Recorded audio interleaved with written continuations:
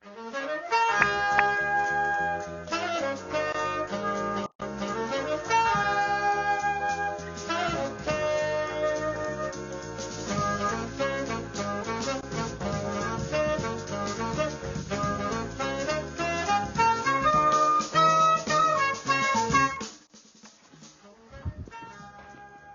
there, it's Dan McCarthy again. We have got the permission to look at this building here. I haven't been here before, but I know the people that own this building. So let's look at some of the electrical out here. What do we got here? We've got a piece of 1 1/4" EMT going into an LB and penetrating through the building. The first thing I see that could be a possibility of leaking air and or moisture into the building here. So as a facilitator and a commercial electrical inspector, what you would do is note this. After coming out of the west door, 4 feet to the right is an LB penetrating the building, which is not sealed. I just make a note of that. Then we look around and we have another opening up here that just goes right through the siding into the building. Here again, there's another opening that needs to be noted in your report. And looking at the building, you want to get an idea of the age of it. You can tell, I can tell, and I'm sure you can too, that this building is an older building. In panning over this way, we're going to look at the commercial panel and the commercial meter housing. One thing in panning over and in looking at this, I don't see any lights out here. And whether that's a code issue or not is hard to say. So maybe when this building was built 15 years ago, 12 years ago, they may not have required lighting outside of garage doors and or egress doors. So it might not be in this jurisdictional realm, or this authority having jurisdiction may not have deemed that necessary at the time. I would make a note of that because you don't know the code and you don't know what, when this building was built, what the codes were at that time. So I would put in your report, no egress lighting on back door and or above garage door, something to that effect. Here we've got some, we got the main disconnect and the meter housing. We got a sub panel and a sub panel here. This panel looks like a communication panel. We've got one big hole in the bottom of it, which I don't know if you can see or not, but we've got a piece of PVC going up into it. So we've got open area here, which snow could blow up in there.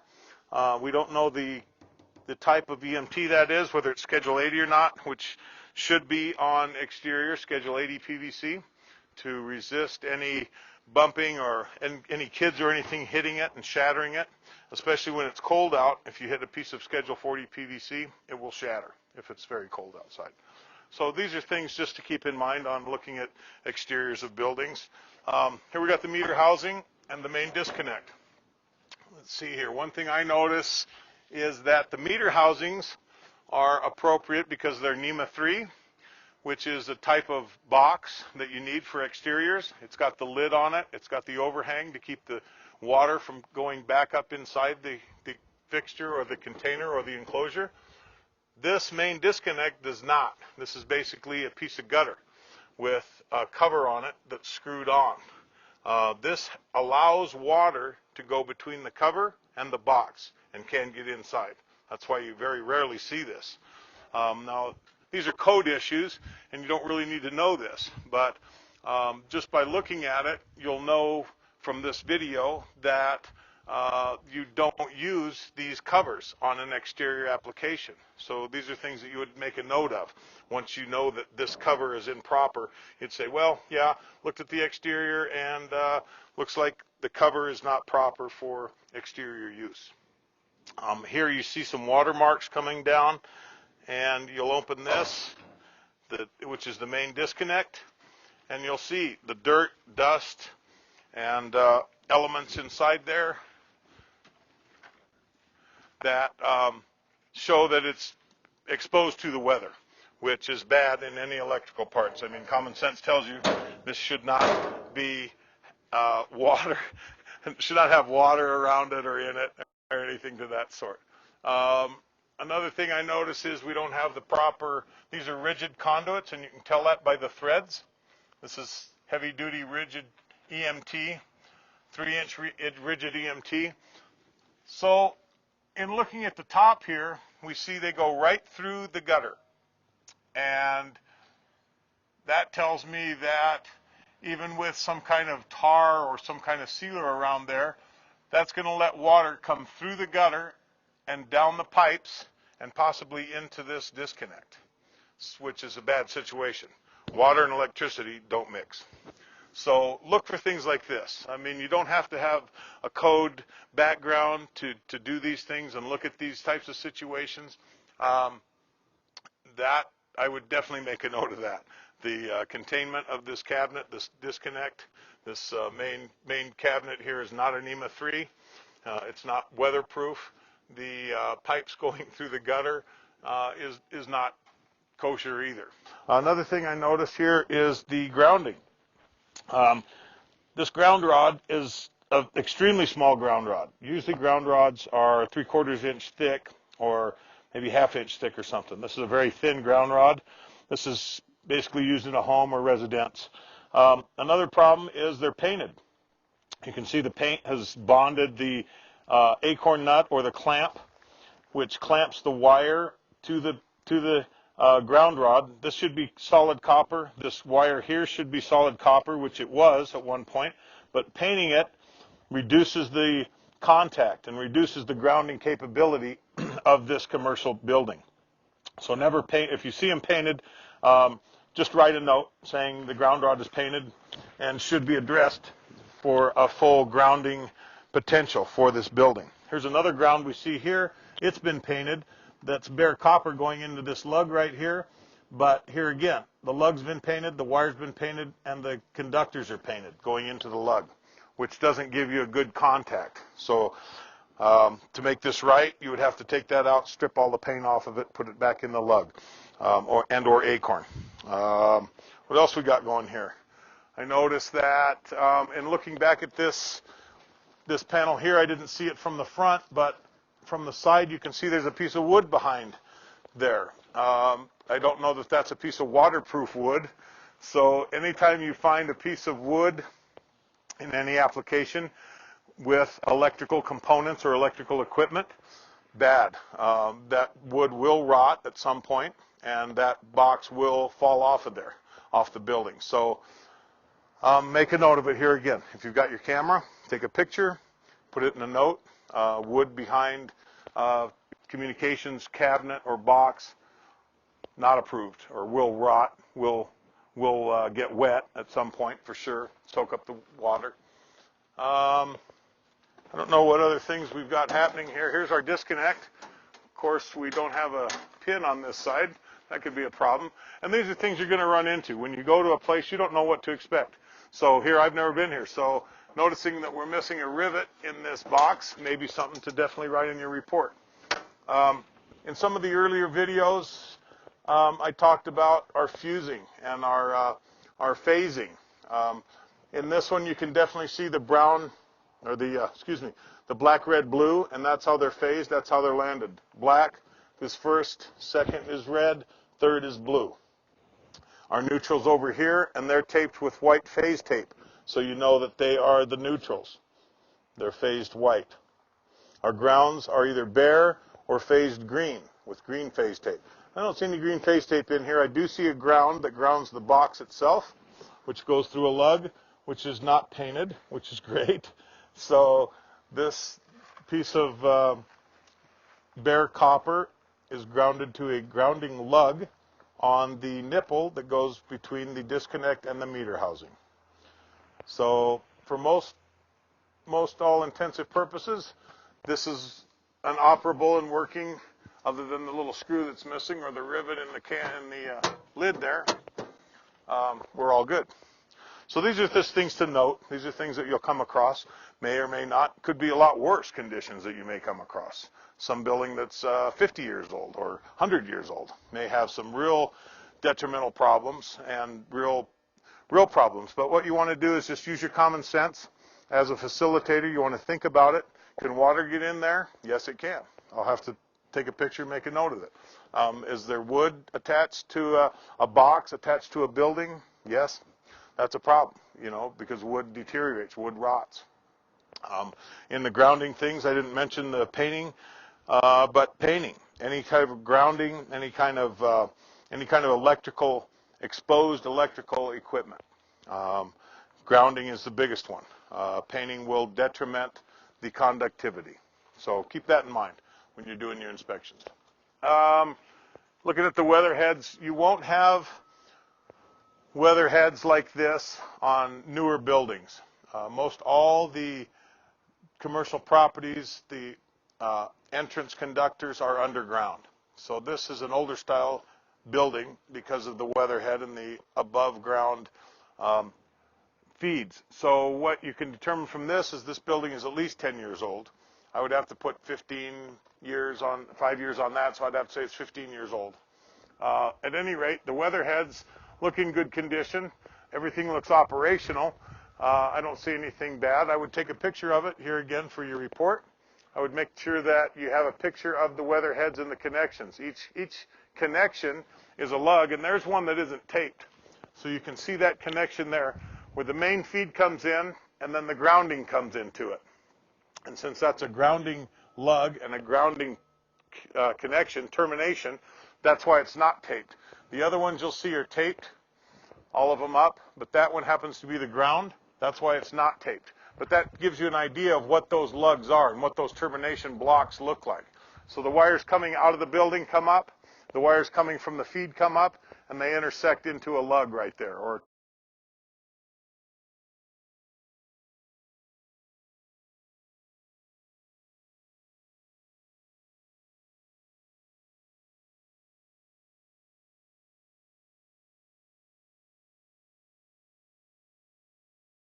they're cranked down with a Allen wrench, and then they are taped to protect it. Now the ground is exposed because nothing's going to happen to the ground. So at any rate, then you have guy wires coming off that secure the masts from any winds for movement, and they look perfectly straight, and the guy lines are tight and taut. That means they're doing their job. Coming up pole that they're on. Here again, being a facilitator, you don't have to know the size of wire, whether it's the right size or not. You don't have to put an amp probe on the panel to know that it's the right voltage for the building or any of these types of things. You're not a code certified person. Just take a lot of pictures. Make sure that you document everything you're looking at. And then later when you do your report, you can look through and go, that doesn't look right, or that's wrong, and that's a picture where water's coming in the building or whatever it might be. So here again, we've got our weatherhead. This pole here basically is for support. It keeps the wires up and in a taut direction right to the weatherhead. Also keeps them up high across the roadway that we have here. Elevation requirements 18 feet. That looks like it's 18 feet from the bottom. We come up this pole, which we have our exterior lighting. There's our pole light over there. Now, it's daylight here, so we don't know that they work or not. If you notice on the top, the head of the light, there's a little round cylinder there. That's the photo sensor. Now, that photo sensor gets dark as soon as you tell the light to click on. And the light will come on slowly. It'll come on. Then there'll be light. So to know if that light works or not, you'll have to come back in the evening to this location and then document, okay, that pole light works, that one does, that one doesn't work. Make a note of it, or whatever the case may be. This particular pole's got 3 transformers on it. It's got some oscillators, some high voltage cables are going across. Then we've got our feed coming into this building, this part of the building at any rate. And they're up high enough with the support of this pole, and they go into the weatherhead, which looks okay, and then down into the panel, which we found a few things wrong. And other than that, that's how you would do your inspection. Just make note of everything. Take a directional note of this is facing west, east, south, whatever the case may be. Put it in your log and in your notes. If you have a voice recorder, talk into it, and then later download your information. Take a lot of pictures. That's the main thing. Hey, Dan again here. We came around the front of the building. What we notice here is water dripping out of the gutter onto a cable right here that goes into this terminal block. This terminal block has a rubber cover over it, but you can see there's some gaps in it there where water could go inside. It comes down over here into a communication box. And we've got a newer type box here. This is a newer type Quest interface, network interface. These cables are coming out of here. This is phone, and this is phone. As you can tell by looking at that, we don't know which wires are working, which aren't. Some of them have been painted. Some of them, we just not sure what's happening there. So what we would do is take a picture of this and just state that you also see water dripping down into the box. The box happens to be open, and we see water coming down the side of the building here, infiltrate into the box. This box is weatherproof. It's sealed. It's got overlaps. There's no water going to get in this box. The wires coming out of the bottom are sealed. This one is an older type box, like I said, has potential for water to intrude into it and into the terminal block up here that we've got. So once again, take pictures, note these items. You don't have to know, you can tell what they are because they're obviously communication cables. Just take a picture of it and note them, where they are and what's happening with them. We also have some exterior lights, and this particular light is lighting up the doorway and the roll-up door. So it's in between both of them, which is fine. This light here looks like it's had some damage. It's sitting at an angle. We don't know if it works or not. Here again, like with the outside, you'd have to come back at night, see if it's lit up, see if the photocell's working, see if the lamp's working, see if the components inside, the ballast is working or not. We noticed that it's a similar situation down the row here, that there's a brand new one installed with a photocell on top of it. This photocell looks like it's been painted, so it may have been on constantly and fried the ballast in there, fried the lamp. Hard to say, don't know because it's daylight. But here again, I would take a picture of that since it's sitting at an angle. You know that it's not how common sense tells you that here again. And just say this light may or may not be working. It's got an angle to it, so report it, its location. Hey, we're inside the building now. Let's look at the panel. As you can see, this panel is about the same size as a residential panel. One of the main things that's different, though, is there's no disconnect. The disconnect is outside with the main power. So don't know what the voltage rating is on this panel. Don't see it listed on here. It could be from 125 amps to 250 amps. Don't know exactly what the rating is. This one be a sub panel used for equipment, and this one has a rating of not more than 125 volts. So there's a sub panel, and here's the basic panel, no disconnect. As you can see, we're missing some screws, which you have on a lot of residential buildings and properties.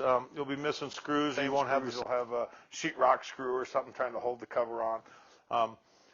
Here again, don't know if I'd remove this cover. We've got, looks like we've got some KOs here. This one doesn't happen to be working, but it is covering a hole here to keep dust and debris out of the panel, which could ignite wood chips or something from a saw flying up in there. You just want to do a visual. Here again, you are the facilitator, so you want to do a visual. Take a picture of the panel, take a picture of the pipes. What's the first thing you see with these conduits out of the panel? First thing you see is that one's at an angle here, and one's going too far up and then being brought back down. Basically, they're not supported. There is means of support here at one time.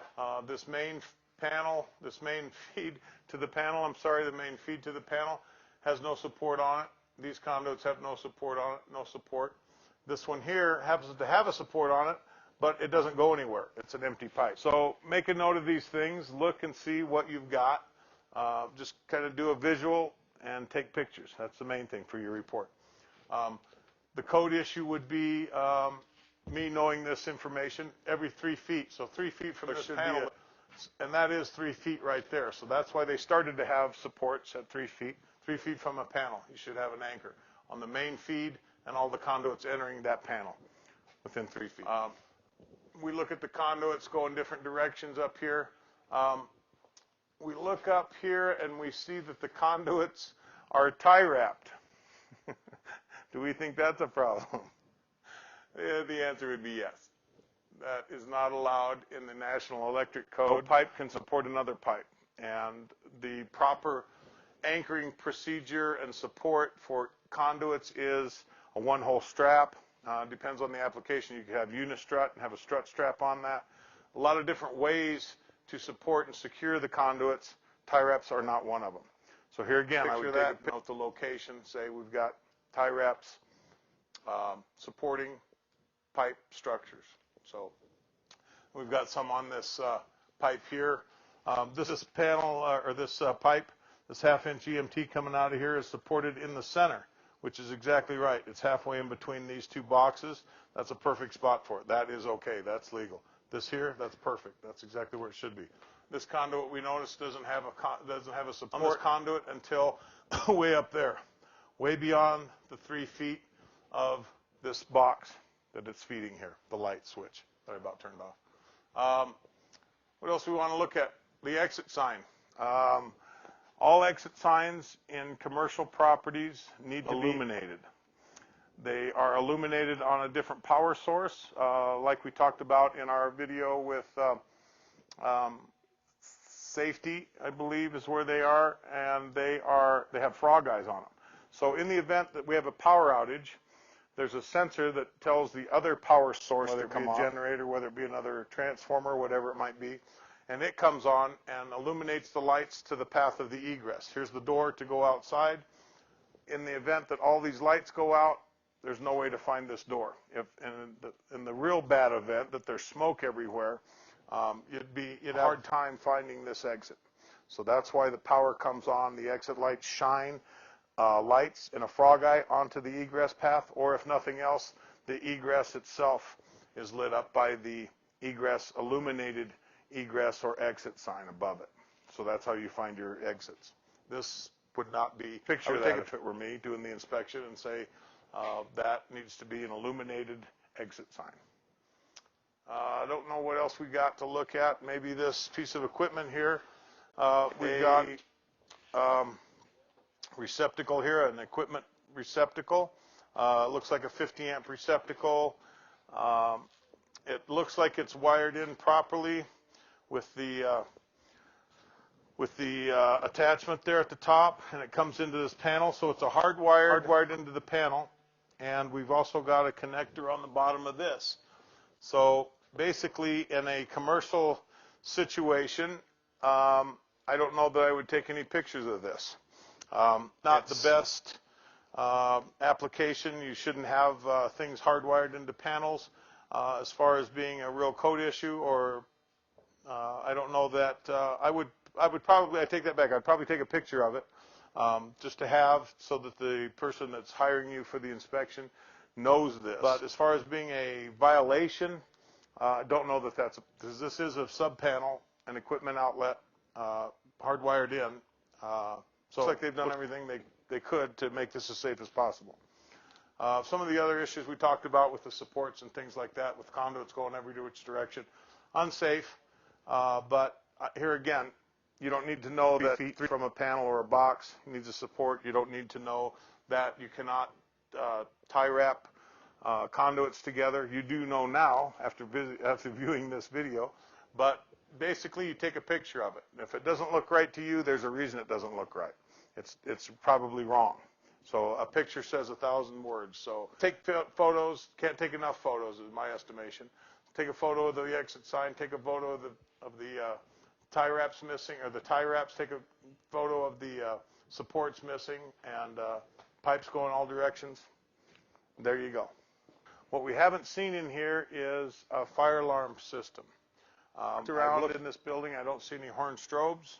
I have seen a lot of smoke detectors like this. I pulled off the wall, and that's good to a certain point. But with only having audio in a commercial application, what happens if you're on the drill, or what happens if you're on the saw? You can't hear the audio. You need a visual. And another factor is we have no sprinkler system that I can see. We don't have any horn strobe stations. But when the lights do go out, for whatever reason, coming back to our exit sign is not illuminated. Not being illuminated means you don't know where that door is here again. So a smoke detector will tell you there's problems if you can hear the smoke detector go off. Then you know there's problems. But if you can't hear the smoke detector because of too much noise, outside, inside, whatever the case might be, you might make sure, or you might make a note of it as a facilitator. Also, as a facilitator, you need to not call the fire alarm because there is no fire alarm. So if you're in here and you look around, don't call the fire alarm system, just make a note of it and put it in your report. No fire alarm system found other than smoke detectors. Another thing that we see here is an outlet. Now your mind tells you that this outlet has no power because there's no pipe going to it. It could be fed from the outside. So in the event that you have an outlet just sitting here like this, it's got a connector in the top of it. It's got a EMT connector sitting there. We don't know where the wire comes from to feed this. It could be outside. So go ahead and take your tester and put it in here. If it doesn't light up, chances are that the conduit used to be here has been removed along with the wire. So this is a dead outlet. But there are times where you have outlets that are fed from the outside, and you never know. So always test them, make sure. What else do we have? Security system. Looks like we've got some low voltage wire here, or communication wire that's down. Supporting communication cable, tie wraps are the thing to use on communication cable. That's okay. That's not a code issue there. So we've got this communication cable coming down here, tie wrapped. It does a 90. It comes through here. The door jamb has been drilled. Here comes our communication cable to this contact right here. So this security system, we don't know if it works or it doesn't work. We're not going to try it. If it says don't open door or alarm will sound, no need to do that. Here again, take a picture of it. Note where it's at in your report. Don't know if it works or not, and that's fine. You don't really need to know that. Just know that there is a security system and possibly in working order. Get a shot maybe of the cables, different things like that. Take pictures of everything. Can't stress that enough. I don't see anything else that we can talk about. So that will come to a conclusion here for our commercial warehouse video.